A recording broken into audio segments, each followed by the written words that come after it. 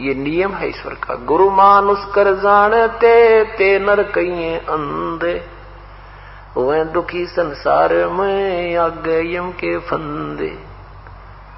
जैसे गुरु या भगवान भगवान हम कर रहे हैं और परमात्मा आपके पास आ जाए और आपसे बात करे, आपसे कहे बेटा शराब नहीं पीना है, आपने बीड़ी नहीं पीनी है, चोरी नहीं करनी है, किसी की आत्मा नहीं दुखानी है, तो आप क्या करोगे? आप उनकी बात को मानोगे क्योंकि भगवान कह रहा है। तो यही दास कह रहा है, समझो कबीर परमात्मा कह रहा है, यही सोचकर आपने ये बुराई और आज्ञा का पालन करें सरेगा, तो तब हम परमात्मा पाएंगे, नहीं तो नहीं मिल सकता।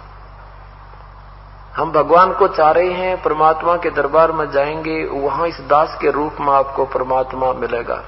और जैसा आपका व्यवहार विचार, जैसा बोलना, जैसे आपके मन में श्रद्धा या कपट जो भी है, ये विद्यमान रहेगा।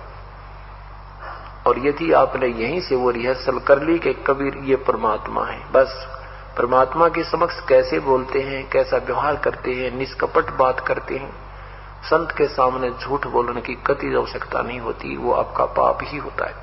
हम कोई ऐसी आपके ऊपर कोई पाबंदी या ऐसा कोई वस्तु नहीं थोपते जिससे आपको झूठ बोलनी पड़े, और नहीं हम कभी ऐसा कुछ कहते भी दान करो या इतने पैसे दे दो जिससे आपको झूठ बोलनी पड़े या आनाकानी करनी पड़े। नहीं, केवल जो आपका आत्म कल्याण हो सकता है उतनी ही बातें आपको कहेंगे, उतना, और वो भी नहीं करोगे तो फिर आप अधिकारी नहीं हो। हम क्या कहेंगे कि ये कोई बुराई नहीं करना, बीड़ी शराब मांस तम्बाकू नहीं पीना, कोई मर्यादा भंग नहीं करना, क्योंकि ये खेल का मैदान है और इसमें जरा से भी फाउल हो जाओगे आप बाहर बैठ जाओगे, एक जीवन आपका चला जाएगा।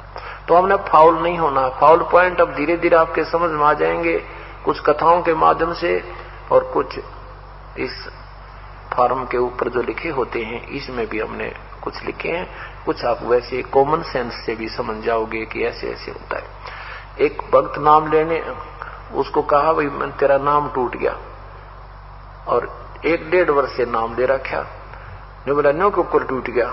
अरे तेरा गजब भैया, गुरु जी कह रहे भी तेरा नाम खंड हो गया, और आगे से ये बोल रहा है नो कुकर टूट गया। अरे तेरा कह दी हाँ जी कोई गलती बन गई होगी और आगे नहीं करेंगे। ये तो कुछ बात बोलना भी नहीं सीखा अभी तक तो हमने, और अब बात देखें सार नाम प्राप्ति की, सार नाम मिलेगा ये मेरी मर्जी से होगा। और सतनाम तक का फिक्स टाइम हमने रखा हुआ है, प्रथम मंत्र उसके 4 महीने के बाद, और ज्यादा से ज्यादा 6 महीने के अंदर आपने वो ले लेना चाहिए, उससे लेट नहीं होना चाहिए। फिर आप में लगन नहीं है जो कई तो भक्त ऐसे हैं जी 2 दिन पहले आ खड़े होते हैं जी, 2 दिन रह रहे हैं दे दो कर दो दया, हम कहते हैं नहीं भाई पूरा टाइम ऑन दे, अच्छा जी। और कई 6-6 महीने 7-7 महीने वहां नाम दूसरा याद देना रहा लेना। अरे तेरा गजब हुई, फिर तू भक्ति कर रहा है ड्रामा कर रहा है, एक अनमोल वस्तु के पीछे रह रहा है। कोई आपकी प्रमोशन होनी होंगी या दिन गिन भाग जा, कई दिन रह रहे हैं, तो ये आप तो आपको लगन नहीं है। तो ऐसे कुछ आपके अंदर श्रद्धा हम देखते हैं, तब सतनाम आपको 4 महीने के अंदर अंदर ले लेना चाहिए।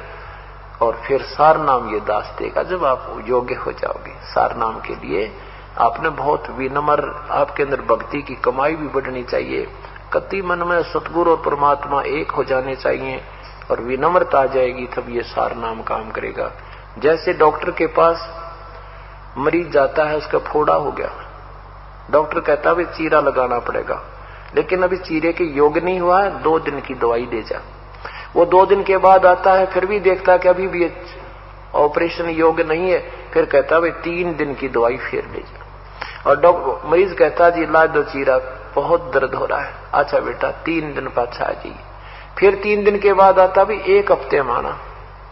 अब डॉक्टर इतना पागल नहीं है कि उस मरीज के कहने तो चीरा ला देगा, वो अपने हिसाब से देखेगा कि अब ये बिल्कुल योग्य हो गया है तो तुरंत लगा देगा और उसको मवाद काट के सीम देगा।